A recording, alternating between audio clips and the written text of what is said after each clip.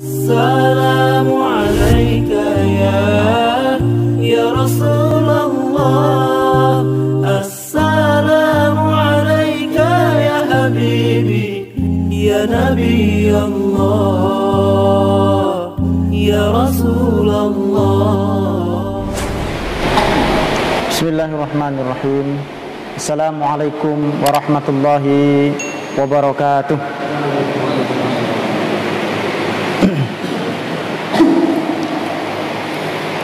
Innal hamdalillah nahmaduhu wa nasta'inuhu wa nastaghfiruh wa na'udzu billahi min shururi anfusina wa min sayyiati a'malina. May yahdihillahu fala mudhillalah wa may yudlilhu fala hadiyalah. Asyhadu an la ilaha illallah wahdahu la syarikalah wa asyhadu anna Muhammadan abduhu wa rasuluhu la nabiyya ba'dahu wa la rasulah. Rabbi shrah li sadri wa yassir li amri wahlul 'uqdatam min lisani yafqahu qawli, amma ba'd. Jamaah sekalian yang semoga sama-sama dimuliakan oleh Allah Subhanahu wa ta'ala.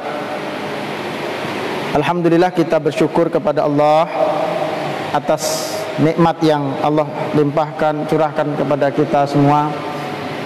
Nikmat kesehatan, nikmat kesempatan, waktu luang yang Allah berikan kepada kita, dan tentu saja nikmat iman dan Islam.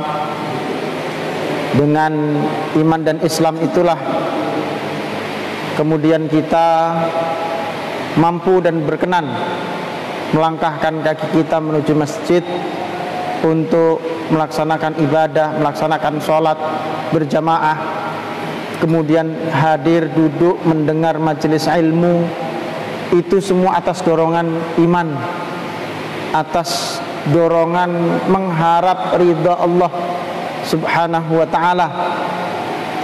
Kalau orang sudah kemudian didorong oleh keimanannya, orang punya semangat untuk mengharap ridhonya Allah Subhanahu wa ta'ala, dalam kesibukannya dia akan berusaha untuk meluangkan waktunya di dalam ketaatan, di dalam ibadah, di dalam menuntut ilmu. Ada orang yang mungkin jauh lebih sehat daripada kita, jauh lebih banyak hartanya, lebih kaya daripada kita, akan tetapi kemudian tidak terdorong untuk mendekatkan dirinya kepada Allah, untuk beribadah, untuk menuntut ilmu. Kalau diajak untuk menuntut ilmu, maka dia akan mengatakan, saya sibuk.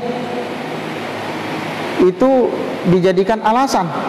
Tapi orang kalau sudah terdorong oleh iman yang kuat, maka menuntut ilmu itu menjadi bagian daripada kesibukannya. Dia tidak menunggu waktu luang untuk bisa hadir majelis ilmu, tapi dia akan meluangkan waktu untuk hadir majelis ilmu itu kalau sudah terdorong oleh dorongan iman. Maka nikmat iman itulah sesungguhnya nikmat yang paling agung, nikmat yang paling besar. Ya, oleh karenanya ketika ayat Al-Quran turun yang terakhir kali, Allah Subhanahu wa ta'ala sebutkan, wa atmamtu alaikum ni'mati, aku sempurnakan bagi kalian itu nikmat-nikmatku. Disempurnakan dengan apa? Dengan Islam ini, dengan keimanan yang oleh Rasulullah SAW bawa, kemudian diajarkan kepada kita umatnya ini. Itulah penyempurna daripada nikmat-nikmat yang lain. Oleh karenanya wajib untuk kita syukuri, dan bagian bentuk syukur kita terhadap nikmat iman itu, kita jaga iman itu. Di antara cara menjaga iman adalah senantiasa menuntut ilmu, berkumpul dengan orang-orang yang juga beriman, berkumpul dengan orang-orang yang soleh, berkumpul dengan orang-orang yang sama-sama berjuang mempertahankan, menjaga keimanannya. Itu cara kita mensyukuri nikmat iman itu. Mudah-mudahan hadirnya kita di sini bagian daripada syukur kita atas nikmat iman ini, dan insyaallah sebagaimana janjinya, la in syakartum la azidannakum, siapa yang syukur maka akan ditambah. Allah akan tambahkan nikmat iman ini, ditambah iman, makin baik keimanan kita, makin meningkat keimanan kita, makin baik ketaatan kita. bertambah ketaatan kita kepada Allah Subhanahu wa taala karena kita bersyukur atas nikmat iman ini. Tambahnya iman, ya tambahnya ketaatan. Ya, bentuk tambahnya iman itu tambahnya ketaatan kepada Allah. Bentuk tambahnya iman adalah tambah takutnya kita kepada maksiat, tambah bencinya kita kepada kekufuran. Itulah tanda tambahnya keimanan kita. Tambah cintanya kita kepada ilmu agama, itu juga tambah bentuk tambahnya iman. Salawat dan salam semoga terlimpah curah kepada Nabi kita tercinta Nabiullah Muhammad sallallahu alaihi wasallam, yang kita semua mengidam-idamkan suatu saat kelak kita berjumpa dengan Nabi yang kita selalu sebut-sebut namanya, yang kita lantunkan sholawat untuknya. Kita ingin berjumpa, tidak hanya berjumpa tapi tentu mendapatkan syafaat dan diizinkan kita minum dari telaga haudnya Rasulullah SAW di hari kiamat kelak. Amin ya rabbal alamin. Jemaah yang dirahmati oleh Allah, kita masih akan melanjutkan pembahasan kita, membahas hadis yang berkaitan dengan akhlak dan adab. Pada pertemuan yang lalu kita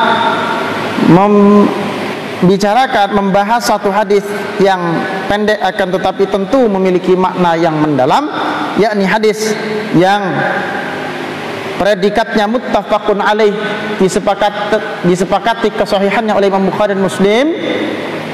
Dari Abu Hurairah kata Nabi, iyyakum madzan fa inna dzanna akdzabul hadits. Berhati-hatilah kalian kepada yang namanya prasangka, karena prasangka itu adalah sedusta-dusta ucapan, sedusta-dusta perkataan. Hadis ini adalah hadis peringatan tentang bahayanya prasangka.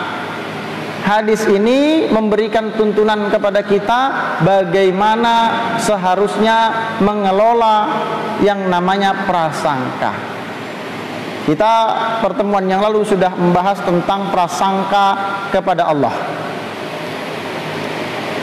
Karena memang prasangka ini bisa jadi kita kemudian manusia itu berprasangka kepada Allah sebagai Al-Khaliq, sebagai Sang Pencipta, juga bisa kita berprasangka kepada manusia sebagai makhluk Allah Subhanahu wa taala. Maka kita harus paham semua ini. Demikian akhlak itu bukan hanya akhlak kepada sesama manusia, tapi juga akhlak kepada Allah. Sehingga kalau ada yang bertanya bagaimana ada orang yang akidahnya nggak baik, melakukan kesyirikan, tidak mau melaksanakan perintah, nggak mau sholat, tapi sama tetangga, sama kawannya, sama kerabatnya akhlaknya baik, tidak pernah ribut, suka membantu, suka menolong. Apakah orang ini sudah dikatakan orang yang akhlaknya mulia? Tentu belum. Kenapa? Karena akhlak itu akhlak kepada Allah Al-Khaliq, akhlak juga kepada makhluk, kepada pencipta, kepada manusia, bahkan juga kepada makhluk-makhluk yang lain. Dan yang paling utama adalah akhlak kepada Allah. Untuk inilah yang paling utama Nabi sallallahu alaihi wasallam diutus. Innama bu'itsu liutammima makarimal akhlak, untuk menyempurnakan akhlak manusia. Rasulullah sallallahu alaihi wasallam itu diutus. Disempurnakan dengan apa? Disempurnakan dengan akhlak tauhid kepada Allah Subhanahu wa taala. Jadi kalau orang sudah baik sama tetangga, baik sama kawan, baik sama saudara, tapi kemudian belum taat kepada Allah, berarti belum sempurna, belum mulia akhlaknya. Dia baik sama tetangga tapi kurang ajar sama Allah, nih kalau boleh kita sebut seperti itu. Ya. Dia belum dianggap orang yang akhlaknya baik, belum dianggap sebagai orang yang berakhlak mulia. Kita kemarin sudah membahas bagaimana seharusnya kita berprasangka kepada Allah. Orang mukmin cirinya adalah senantiasa berprasangka baik, berhusnudzon kepada Allah, kepada setiap ketentuan Allah, kepada setiap takdir Allah, karena Allah tidak mungkin pernah salah di dalam menetapkan ketentuan, menetapkan takdirnya. Setiap seorang mukmin cirinya adalah senantiasa berhusnudzon kepada Allah. Inilah akhlak mukmin, akhlak seorang yang beriman.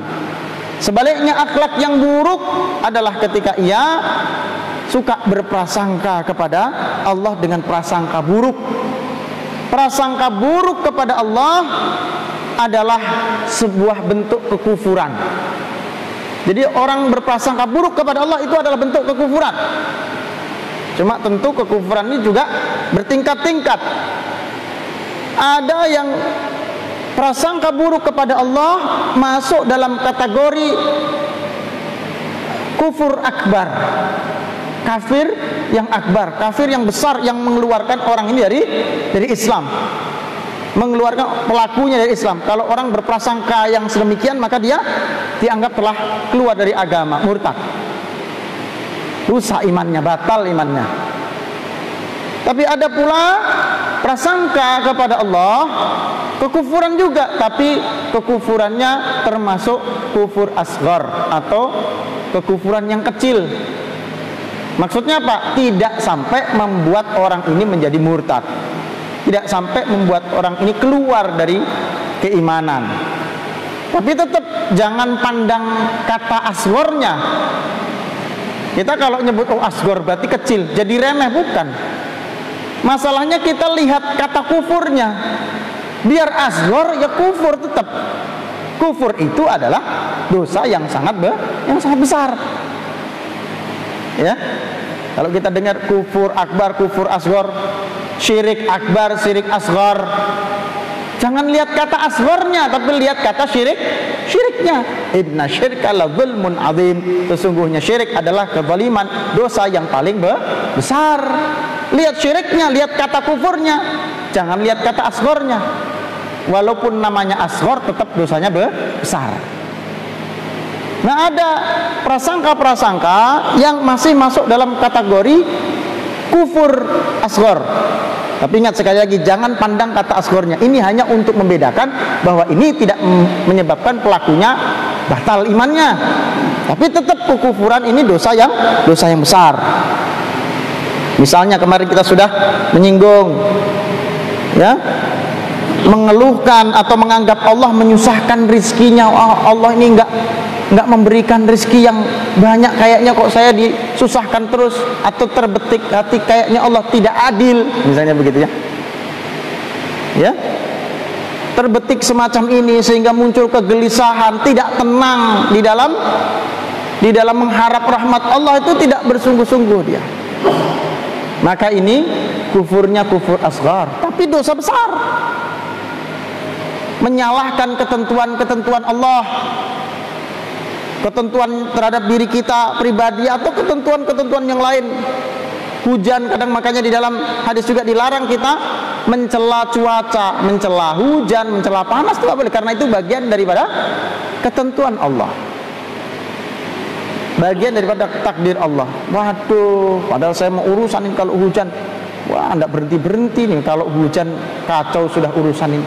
Gara-gara hujan akhirnya saya kacau urusan saya. Gara-gara panas, ya, mencela cuaca, mencela hujan, mencela panas, itu juga bagian daripada suudzon, prasangka buruk kepada Allah. Karena Allah tetapkan panas, Allah tetapkan hujan, itu semua mesti ada kebaikan. Ya. Hujan, alhamdulillah, Allah lagi kasih banyak rezeki kepada penjual jas hujan, banyak rezekinya, kita bersyukur. Ya, lagi musim panas terik, wah, kadang ini beberapa hari terakhir ini kan banyak orang mengatakan kok panasnya lebih daripada biasa. Alhamdulillah, kita bersyukur. Alhamdulillah, penjual ikan asin cepat keringnya itu ikan asinnya, bersyukur kan? Kita ikut bersyukur atas nikmat yang diberikan orang lain. Ini bagian dari riyadhah, latihan kita untuk memperbaiki iman, latihan kita untuk bersyukur. Apa? Kalau kita sudah mampu bersyukur atas nikmat yang diberikan kepada orang lain, insya Allah kita pun akan lebih mudah mensyukuri nikmat yang diberikan kepada kita. Kalau ada panas, alhamdulillah, Allah kasih rezeki, mudah keringnya ikan asin tukang ikan itu. Alhamdulillah, ibu-ibu seneng. Kenapa? Jemuran cepat kering, kan gitu. Bapak-bapak juga dapat untung juga, bajunya cepat kering. Nikmat juga, pasti ada kebaikan dari setiap ketetapan Allah Subhanahu wa taala. Jadi jangan dikeluhkan. Takdir Allah. Ya. Ini jamaah yang dirahmati oleh Allah Subhanahu wa taala. ketika seseorang mencela ketentuan Allah, mencela takdir Allah, ya, mencela cuaca dan sebagainya, itu bagian daripada kekufuran. Tapi memang kufurnya tidak sampai orang ini dianggap keluar dari agama, murtad, tidak. Tapi tetap dosa besar, ya. Tapi ada prasangka-prasangka yang masuk kategori kufur akbar, pelakunya keluar dari agama, dianggap telah rusak imannya. Misalnya dia menganggap bahwa Allah tidak sanggup memberikan rezeki kecuali melalui perantara dewa Sri Rezeki misalnya. Ini kan prasangka, ya kan? Kalau ditanya, ada yang begitu, pasang sesaji di laut, pasang sesaji di gunung. Kalau di musyrik, enggak, ini saya minta kepada Allah juga. Rezeki itu datangnya dari Allah. Cuma Allah itu menurunkan rezeki itu melalui Dewi Sri, melalui dewa ini, melalui penunggu-penunggu ini. Ini prasangka yang menyebabkan kekufuran. Prasangka juga kan? Prasangka ini prasangka yang menyebabkan kekufuran. Ya. Atau prasangka lain, prasangka dia menyangka, ya, bahwa orang yang kafir itu, orang di luar Islam bisa masuk surga. Prasangka juga. Ini prasangka semacam ini. Kalau orang punya prasangka di dalam hatinya semacam ini, maka orang ini keluar dari keimanan, kafir, dia murtad. Ya. Dia menganggap ada orang di luar Islam bisa masuk surga kalau dia mati, sekalipun mati dalam keadaan kafir itu. Orang Yahudi, orang Nasoro, dianggapnya kalau mati bisa juga masuk surga asal dia berbuat baik. Ini prasangka yang salah. Siapa yang punya prasangka seperti ini, dia keluar dari keimanan, batas keimanan. Ya. Ada, saya pernah baca buku itu, orang berkeyakinan, wah, saya yakin Allah itu tidak akan tega memasukkan ayah angkat saya itu ke dalam neraka, walaupun ayah angkatnya itu kafir, non muslim. Kenapa? Karena ayah angkat saya itu baik sama saya. Oh, istimewa betul, gara-gara baik sama dia Allah masukkan orang kafir ke dalam surga. Prasangka yang buruk. Kenapa? Karena orang tua angkat saya itu baik sekali walaupun dia kafir. Iya. Nah itu. Bahkan kemudian dikasih dalil-dalil dengan dalil-dalil yang tidak tepat. Lihat di dalam Quran itu ada perintah fastabiqul khairat, katanya. Berlomba-lombalah di dalam kebaikan, bukan kebenaran kan? Coba Pak, bagus gak dalilnya? Berlomba-lombalah di dalam kebaikan, bukan berlomba-lomba di dalam kebenaran. Jadi walaupun orangnya tidak benar, kalau kebaikannya banyak bisa masuk surga. Buktinya disuruh berlomba-lomba dalam kebaikan. Padahal al-khairat yang dimaksud adalah kebaikan di dalam Islam, dalam bingkai iman. Tidak dianggap kebaikan kalau orang itu kemudian tidak melandasi segala amal-amalnya, perbuatannya itu dengan keimanan. Nah, ini orang prasangkanya keliru kepada Allah yang menyebabkan kekufuran, merusak akidahnya. Orang yang akidahnya benar senantiasa berprasangka baik kepada Allah, prasangka yang benar kepada Allah. Orang yang akidahnya keliru, akidahnya menyimpang, kafir dan sesat, itu juga akan berprasangka. Nah, inilah dia, imannya didasarkan pada prasangka zon belaka, tidak dilandasi dengan dalil-dalil yang benar. Allah sudah ajarkan Al-Quran, dia abaikan Al-Quran, dia hanya berprasangka. Maka di dalam Al-Quran Allah Subhanahu wa ta'ala menyebutkan wa minhum ummiyuna la ya'lamuna al-kitaba illa amaniya wa inhum illa yadhunnun. Surah Al-Baqarah ayat 78. Dan sebagian di antara mereka, ayat ini berbicara tentang ahlul kitab, orang Yahudi, orang Nasara gitu. Orang Yahudi utamanya. Di antara mereka itu banyak orang-orang yang tidak mengenal Alkitab, tidak mengenal, kalau dalam konteks umat Islam, tidak mengetahui Al-Quran illa amaniyah, kecuali angan-angan belaka. Wa inhum illa yadhunnun. Dan mereka itu hanya berprasangka belaka. Jadi imannya dilandaskan pada prasangka yang tidak, yang namanya prasangka itu tidak disertai dengan bukti-bukti yang kuat, yang kokoh. Nah, prasangka semacam ini prasangka yang menyebabkan pelakunya keluar dari Islam, kufur akbar. Sama-sama kufur prasangka tadi, yang pertama tadi asghar, tapi yang kedua ini akbar, ini yang bahaya. Nah, ini penyembuhnya ya ilmu pengetahuan. Ya. ilmu pengetahuan. Nah, jemaah yang dirahmati oleh Allah Subhanahu wa taala, tapi ada lagi orang yang dia tertipu oleh prasangkanya. Apa? Mungkin kita pernah mendengar ada orang yang sudah berbuat maksiat lama, diajak bertaubat, diajak beribadah, diajak ke masjid, itu katanya apa? Malu. Waduh, saya udah kelamaan maksiat, terlalu banyak dosa saya, kayaknya percuma aja saya sholat, tidak diampuni juga dosa saya. Ya, nah, ini juga prasangka yang keliru. Ya, nah, ini juga harus diberikan ilmu. Makanya kita tentu sering dengar kisah bagaimana seorang yang membunuh 100 orang, dia ingin bertobat, lalu rupanya diberitahu oleh seorang ahli ibadah, dosamu tidak akan diampuni. Ini tidak dilandasi dengan ilmu. Tapi begitu dia datang kepada orang alim, ahlul ilmi, dikatakan dosa sebesar apapun, kalau kamu datang kepada Allah bertaubat dengan taubatan nasuha, maka akan diampuni oleh Allah Subhanahu wa taala. Ya. Nah, ini juga prasangka yang salah kepada Allah Subhanahu wa taala. Prasangka semacam ini tentu ya, kalau dia tidak benarkan, misalnya satu, kalau kemudian dia terus menerus akhirnya pun dia menjauh dari ketaatan, bisa menyebabkan jatuh kepada kekafiran. Hati-hati tentu ini ya. Ya. Atau ada prasangka lain yang menyangka, ini bertolak belakang. Kalau yang satu tadi, wah enggak mungkin Allah mengampuni dosa saya terlalu besar. Atau ngomong sama orang, kamu nih dosamu terlalu banyak, tidak mungkin Allah mengampunimu. Ini prasangka yang keliru juga. Tapi ada lagi orang yang tertipu, Allah itu maha baik, Allah itu maha pengampun, biar saya dosanya sebanyak apapun, Allah itu pasti mengampuni saya. Allah itu kan maha sayang, maha kasih, maha sayang, sehingga dia bebas bermaksiat. Bebas saja maksiat. Kamu kok buat dosa, nggak takut neraka? Allah itu maha pengasih, Allah itu maha pengampun, pasti Allah memaafkan saya. Akhirnya dia terus menerus berbuat maksiat, memudah-mudahkan berbuat maksiat. Nah, ini juga orang yang tertipu dengan prasangkanya. Nah, ini bahaya juga. Nah, ini dua-duanya di tepi-tepi jurang kekafiran juga, ini bisa jatuh kepada kekafiran. Berbahaya ini ya. Nah, ini prasangka kepada Allah Subhanahu wa taala harus kita pahami. Ada yang, kalau prasangka buruk ini, ada yang jatuh kepada kekufuran yang akbar, kufur yang menyebabkan orangnya dianggap keluar dari Islam. Ada pula kufur yang masih dalam kategori kufur asghar. Nah, kalau kufur asghar ini tidak sampai kepada kekafiran, tapi ingat, tetap namanya kufur. Sekali lagi, jangan lihat kata asgharnya, tapi perhatikan kata kufurnya. Ya.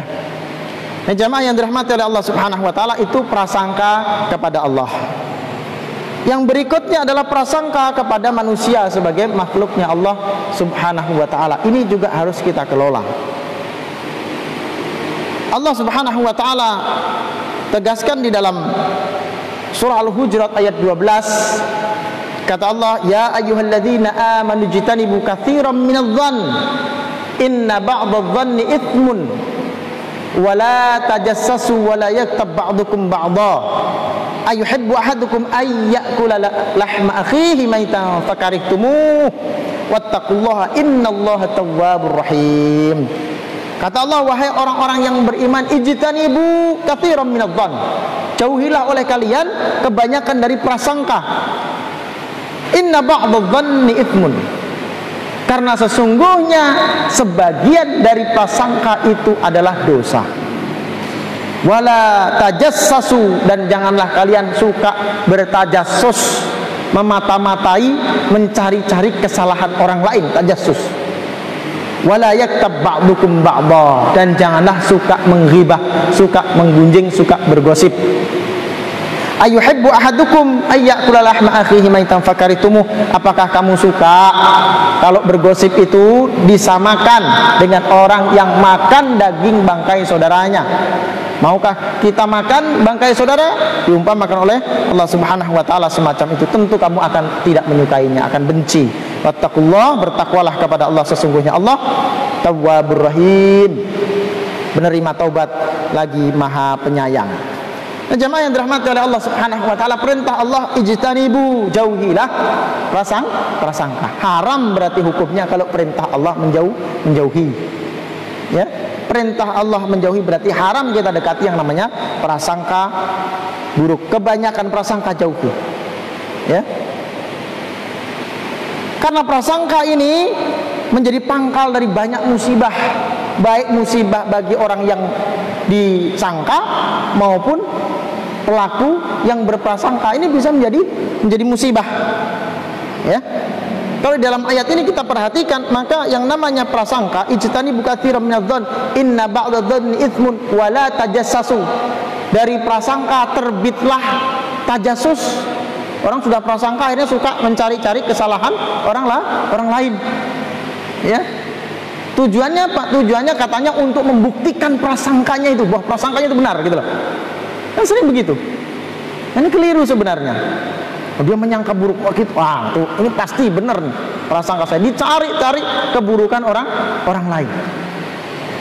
Prasangka melahirkan tajassus, suka mencari-cari kesalahan orang lain. Itu lahirnya dari suka berprasangka. Suka mencari-cari kesalahan orang lain melahirkan apa? Ghibah. Ghibah itu dari asal suka mencari-cari kesalahan orang lain. Lalu akhirnya kemudian dia berghibah. Dia omongkan kepada orang lain. Kalau benar apa yang disampaikan, keburukan, kesalahan orang lain itu disampaikan kepada orang lain, kepada kawannya, diceritakan. Kalau benar itu namanya ghibah, kalau tidak benar namanya fitnah. Pangkalnya dari prasangka, berujung kepada fitnah. Ya, kalau sudah fitnah ini, maka jadi musibah. Musibah bagi yang difitnah juga pasti musibah. Kalau ternyata tidak terbukti, musibah bagi, ya sudah jelas dari awal sudah musibah, dia berprasangka. Bagi si yang berprasangka musibah. Kalau ternyata tidak terbukti apa yang difitnahkan, jadi musibah buat dia. Dia bisa jadi kriminal dan sebagainya. Bahaya.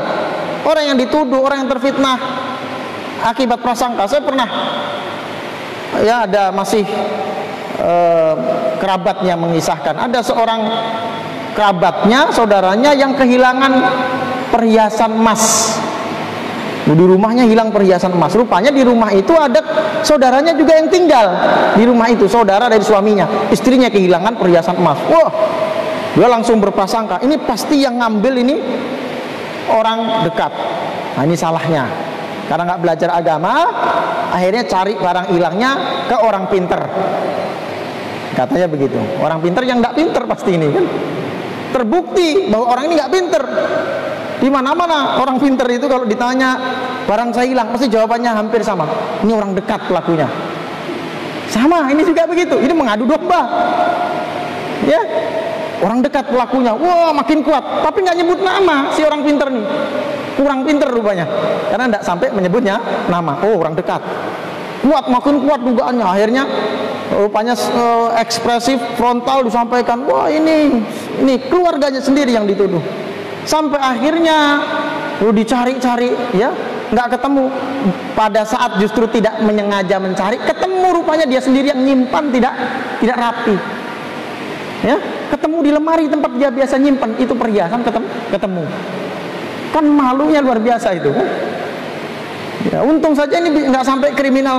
Ada orang dituduh sampai kemudian kita pernah dengar berita ada orang dituduh mencuri ampli masjid misalnya, padahal belum terbukti, udah dibakar orangnya. Kan jadi masalah, prasangka belum terbukti. Itulah mengapa kemudian hadis mengatakan fa inna dzanna akdzabul hadits. Sesungguhnya dzan itu adalah sedusta-dusta perkataan. Karena apa? Dzan itu sesuatu yang tidak benar tapi diyakini kebenarannya. Gitu. Lalu disebarkan. Tidak ada buktinya tapi diyakini sebagai sebuah kebenaran. Ya, maka dikatakan akdzabul hadits. Sedusta-dusta perkataan. Ada lagi tetangga kampung saya, ada kampung sebelahnya gitu, ya. Gak usah disebut, tapi mungkin bisa membayangkan sebelah kampung saya itu kampung apa, ya, kira-kira aja. Itu ada cerita. Jadi ada seorang warga kampung situ itu yang orang melihat tuh pekerjaannya, orang nggak tahu pekerjaannya apa, pergi siang pulang malam gitu, orang nggak tahu pekerjaannya. Tapi tiba-tiba rumahnya bagus, beli mobil, tiba-tiba ada yang nyeletuk. Tadi malam uangku hilang. Tidak mungkin dicuri orang, pasti dicuri tuyul. Langsung prasangkanya di sini satu-satunya yang paling kuat diduga. Mempunyai tuyul, ada yang kerjaannya tidak jelas tapi tiba-tiba banyak duitnya. Ah, itu orangnya. Dituduh, disebarkan sekampung, semua nuduh ini orang. Ya, sekampung nuduh ini orang, disangka ini tuyul dan sebagainya. Kita nggak tahu pekerjaannya apa. Ada sekarang orang kerja online, nggak tahu yang dijual di mana, yang beli di mana, yang nggak kelihatan barangnya kan. Tahu-tahu duitnya masuk ke rekening, bisa beli mobil, bisa beli rumah kan bisa. Jangan main prasangka aja.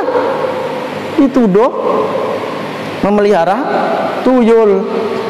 Oh, kemudian jadi masalah di masyarakat sampai ke aparat macam-macam. Jadi besar masalahnya gara-gara prasangka. Ya, bahaya, jadi musibah. Oke, hati-hati. Prasangka itu biasanya karena kita melihat zahirnya saja tanpa ada bukti. Ya, tanpa ada bukti. Menghubung-hubungkan ke sana. Ya, menghubung-hubungkan ke sana kemari. Apalagi hati-hati sekarang ini sedang musim wabah. Hati-hati kalau punya prasangka, jangan main sebut. Di rumahnya Pak itu tadi ada mobil, mirip ambulan kan mobilnya. Oh iya, gitu ya. Jangan-jangan Bapak itu kena positif lagi kan gitu.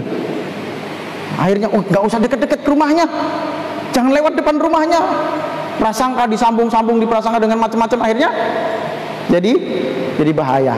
Coba hanya prasangka kecil yang tadinya satu omongan bisa bertambah. Kalau kata orang itu, kalau orang nitip uang itu biasanya bisa berkurang. Ini ada nitip uang 200.000, cuma saya minta ongkos capeknya 50.000, gitu bisa kurang. Tapi kalau orang titip omongan bisa bertambah. Hati-hati, omongan yang dilandasi dengan prasangka bisa bertambah, bisa jadi musibah. Ya. Apalagi kalau prasangkanya lalu kita utarakan. Kalau masih baru terlintas di dalam hati, kemarin disebutkan juga bahwa kata Nabi sallallahu alaihi wasallam bahwa kalau seorang baru terlintas di dalam hatinya, diampuni oleh Allah Subhanahu wa taala kecuali dia mengungkapkannya atau memelihara di dalam hatinya. Ya, hati-hati. Kalau kita ada prasangka buruk, langsung kita tepis, kita istighfar kepada Allah. Hati-hati menghukumi orang yang itu adalah perbuatan hati lalu dihukumi zahirnya. Ada orang sedekah diumumkan di masjid, langsung kita prasangka orang ini riya, orang ini tidak ikhlas. Kita udah nggak nyumbang, prasangka buruk lagi. Ya, sudah nggak infak, prasangka buruk. Ya, memang betul orang berinfak diumumkan itu bisa berpotensi riya, tapi tidak mesti riya, belum tentu. Bisa jadi justru dia ingin memotivasi orang lain. Kayaknya memang sedekah terang-terangan boleh, sembunyi-sembunyi boleh, tapi yang lebih baik sembunyi-sembunyi karena lebih bisa menjaga keikhlasan. Tapi kita tidak boleh berprasangka, apalagi memvonis kalau orang sedekahnya diumumkan itu mesti tidak ikhlas. Itu tidak boleh kita berprasangka semacam itu. Karena keikhlasan itu hanya di dalam hati. Ya. Habis sedekah diposting, habis infak diposting, alhamdulillah hari ini bisa bersedekah, alhamdulillah hari ini bisa berinfak di sini, misalnya gitu ya.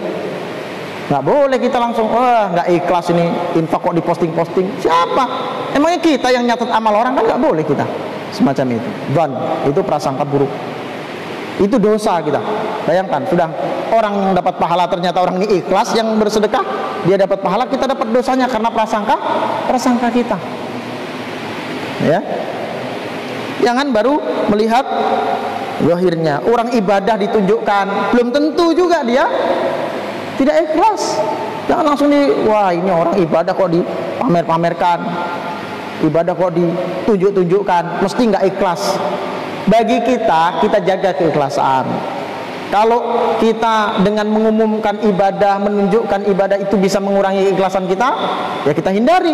Tapi kita tidak boleh berprasangka kalau orang menunjukkan ibadahnya terus kita sangka ini pamer kebaikan, pamer kepintaran.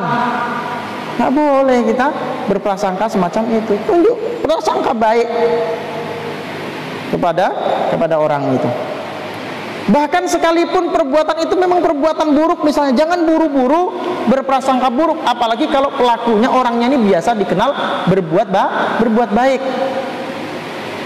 jamaah masjid, kita nggak kenal, kita tahu saya kenal istrinya, tiba-tiba bonceng cewek, bonceng perempuan cantik, bukan istrinya, wah, prasangka, wah ini bapak ini bahaya ini, bapak ini sudah main api ini, ya, dipoto, cepret, wah, diposting di grup, diobrolkan, wah ini pak ini sudah mulai melenceng rupanya, ya, padahal nggak tahu ternyata ini keponakannya, ya, ternyata ini saudaranya.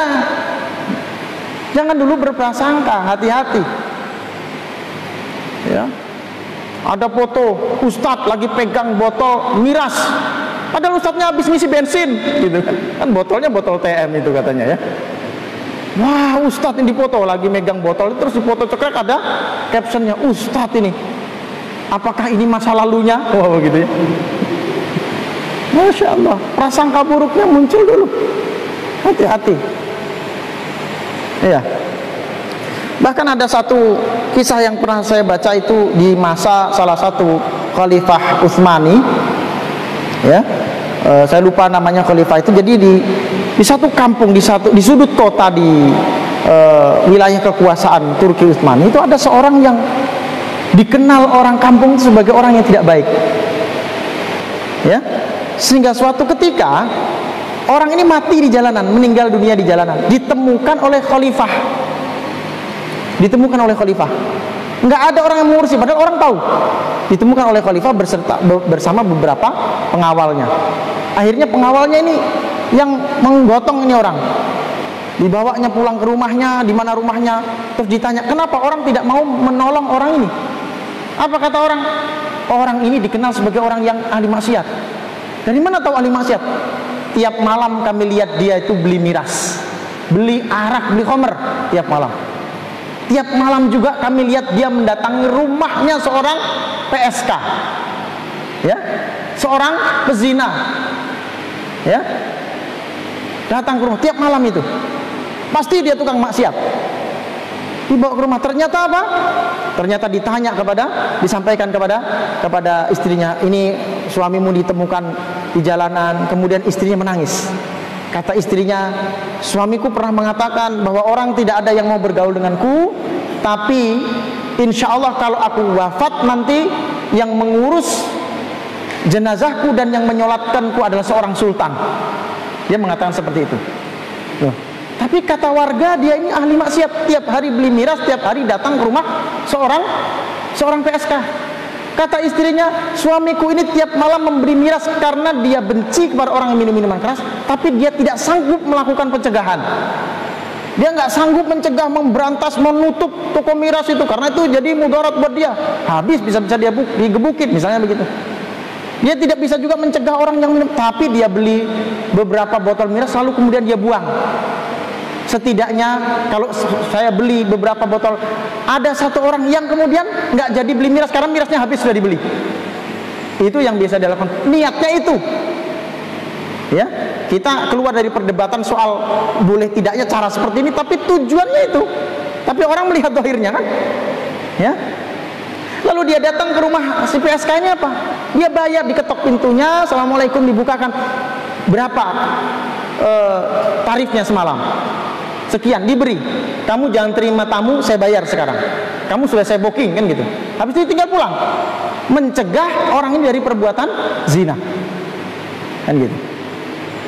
Tapi orang melihat zahirnya saja, kan gitu ya. Menjadi buruk prasangka. Tapi ini bukan untuk, tentu saja bukan untuk ditiru. Bukan terus kemudian kita memancing prasangka orang lain. Tapi kalau ada orang yang kita tadinya kenal baik, kemudian ada seperti mungkin kita anggap ada yang kurang tepat, maka yang pertama kemudian kita prasangkakan adalah prasangka yang baik. Kita carikan uzur. Ulama mengatakan al-mu'minu yatlubu ma'adzira ikhwani. Seorang mukmin senantiasa akan mencarikan uzur untuk saudara mukmin yang lain. Bahkan sekalipun kalau saudaranya itu benar-benar salah. Memang benar-benar salah, kita carikan uzur. Oh, mungkin dia nggak sengaja. Oh, mungkin dia nggak tahu ilmunya. Ya. Oh, dia mungkin belum mengerti. Oh, dia mungkin terpaksa. dicarikan uzur sedapat mungkin. Kalau memang orang mukmin yang kita tahu ini berbuat salah sekalipun, lalu dia melakukan kesalahan, tapi terkenal orang ini orang yang baik. Nabi sallallahu alaihi wasallam bersabda, "Aqilu dzawil hayati zallatihim." Maafkanlah ketergelinciran orang-orang yang baik. Berbuat salah, maafkan. Bahkan kata Nabi sallallahu alaihi wasallam, maafkan. Dimaklumi, oh carikan uzur, oh mungkin dia nggak sengaja. Ya. Oh namanya manusia bisa aja keliru. Oh mungkin lisannya salah ucap. Tapi syaratnya ini orang yang biasa berbuat baik. Dalam hadis Nabi sallallahu alaihi wasallam mengatakan, "Aqilu dzawil hayati athratihim illal hudud." Maafkanlah ketergelinciran orang-orang yang baik, orang-orang yang track recordnya dikenal sebagai orang baik, kecuali kalau perkara itu perkara hudud. Nah, misalnya dikenal ustadz, terus berbuat kriminal, misalnya korupsi, terus dimaklumi, oh nggak usah ditangkap, ustadz kok itu orang baik. Nah, itu tidak. Karena apa? Korupsi itu perbuatan kriminal, ya, yang ada hukumnya, ya tetap harus diproses, tentu saja. Ya, tapi secara umum orang yang baik kemudian kita carikan uzurnya. Kecuali orang yang memang biasa berbuat salah secara terang-terangan, orang yang biasa bermaksiat kepada Allah, ya. Karena kata Allah di dalam Al-Quran tadi dikatakan kan, inna ba'dadh-dhanni itsmun, sebagian besar daripada prasangka itu adalah dosa. Artinya ada sebagian prasangka yang tidak dosa, boleh. Prasangka kepada siapa? Prasangka kepada ahli maksiat, kepada kriminal. Ada preman lewat depan rumah kita, dekat-dekat rumah kita, boleh kita berprasangka, wah jangan-jangan dia mau maling, mau nyuri, kita waspada, kan begitu ya. Nah, itu boleh. Atau kepada orang yang memang secara terang-terangan dia biasa melakukan kemaksiatan, ya. Kata Nabi sallallahu alaihi wasallam, kullu ummati mu'afa illal mujahirin. Setiap umatku itu dimaafkan kecuali orang yang terang-terangan di dalam berbuat maksiat. Jemaah yang dirahmati oleh Allah Subhanahu wa taala, bahkan kepada seorang yang kemudian berbuat kesalahan sekalipun, kalau dia track recordnya selama ini keimanannya baik, orangnya akhlaknya baik, kita carikan uzur untuknya. Apalagi belum jelas-jelas berbuat keburukan, wajib kita berprasangka baik kepadanya. Haram hukumnya kita melanjutkan prasangka buruk di dalam hati kita. Kalau baru terlintas belum jadi dosa, kita bisa tepis istighfar, kita hilangkan dari hati kita. Tapi kalau sudah kita pelihara, apalagi diungkapkan jadi ghibah, bisa jadi fitnah, bisa jadi hoax. Nah, ini berbahaya. Nah, menjadi dosa. Dosanya kemana-mana, berita bohongnya itu menyebar kemana-mana. Jadilah itulah dia namanya dosa jariah. Itu dosa yang terus menerus mengalir, sambung menyambung dosa itu. Berasal dari apa? Prasangka buruk. Ya, bisa menyebar jadi meluas. Makanya di dalam hadis tadi dikatakan, iyyakum wadzan fa inna dzanna akdzabul hadits. Hati-hati dengan yang namanya prasangka, karena sesungguhnya prasangka itu adalah seburuk-buruk, sedusta-dusta perkataan.